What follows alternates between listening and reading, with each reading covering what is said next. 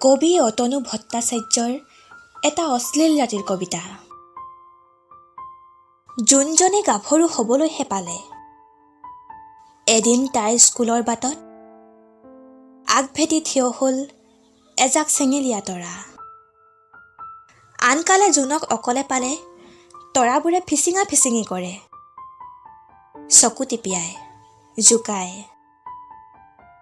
সিদিনা সিহঁতৰ কোনোবা এটাই গান এটা গালে, তাইও কেৰাহীকৈ চালে, লাগিল তাতেই জগৰ। ডাৱৰৰ পৰা দুটোপাল কেনেবাকে ডিঙিত পৰিছিল হবলা। দুটা তৰা মাতাল হৈ তাইৰ বুকুৰ আঁচল খহালে। পাহাৰটোৰ চুকটোতে ভেজা দি চিঞৰি থাকিল বৃদ্ধ আকাশে। পিছে কাৰ কথা কোনে শুনে? মাজনিশা জোনৰ জৰায়ুৰ কলা দাগটো জিলিকি যেতিয়া উঠিল, এটা এটাকৈ ঘৰমুৱা হ'ল সকলো নীলাজ নক্ষত্ৰ। নগ্ন জোনৰ তলত পৰি ৰ'ল এখন ভগ্ন হৃদয়। সিদিনা নৈৰো নৰীয়া,